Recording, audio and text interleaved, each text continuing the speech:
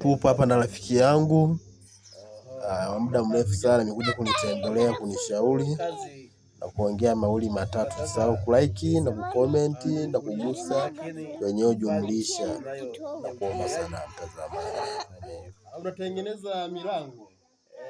Milango gani labda? Aina zote, aina yote. Ni wewe sasa kama mteja unachagua mfumo wako tu. Na madirisha je, unaweza au ni milango tu? Yote. Madirisha yote tunaweza. Aina zote, aina yoyote ya milango. Pia na madirisha. Ile milango sio wanahitaji ile milango ya kusukuma, wanahitaji ile. Sio wanahitaji nini? Ni hivyo tu. Ile milango ya kusukuma. Hivi ni kwanza laki ngapi labda kuitengeneza ambayo kukamilika kama mzoefu hiyo kazi? Basi sisi tunamfungia kwa kuwa ni kazi ni waanza mimi. Sawa. Ndio mfupi. Ndio nimaliza kuitengeneza, ndio nimaliza kutengeneza mlango. Wa laki ngapi? Wa laki 5. Okay. Kwa hiyo kuna kitu ulijisema kuniambia kwamba sijui akili nini. Ulisemaje hapo? Maisha ya sasa. Sawa.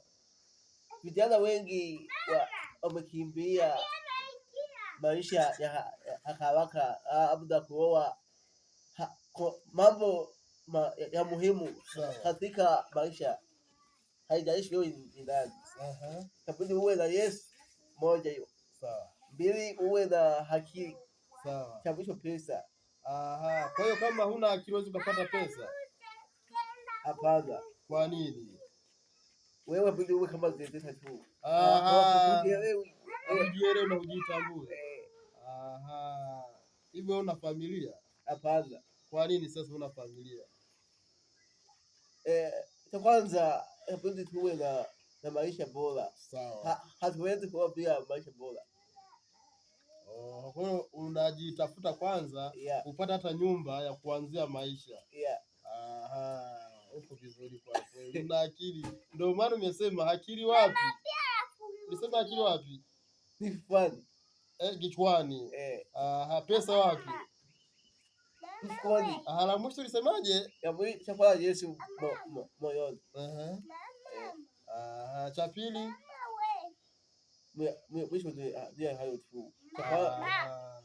Narudia. Sawa, rudia. Cha kwanza Yesu moyoni. Sawa. Cha pili akili kichwani. Sawa. Cha mwisho cha tatu ni pesa mfukoni. Hivi ngoja nikuulize kitu cha mwisho. Hivi na mchumba? Hapana. Unawaambiaje watazamaji kama una mchumba? Ndugu zangu, niko nataka mke. Sawa. Mzuri, mrembo. Sawa. Mwenye vigezo vyote. Vigezo gani labda? Ambaye anatumia pombe au ambaye yukoje labda? Nifafanulie hapo. Mcha Mungu inakuaje? Kwanza bidi awe mpole. Sawa. Cha pili mvumilivu.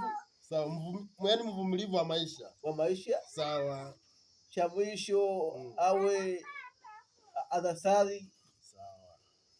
Mgeni wa kwangu awe wa kwake na mgeni wa kwake uwe wa kwangu pia. Kabisa. Watazamaji, huyu jamaa hana mke, mimi na familia yangu tayari na watoto hao 3 hao. Huyu jamaa anatafuta mchumba. Kama upo tayari unaweza ukalike hapo, ukasema mimi upo tayari ili nimwambie mlengo moja kwa moja, nikupe namba yake mawasiliano. Asante sana rafiki yangu. Asante sana.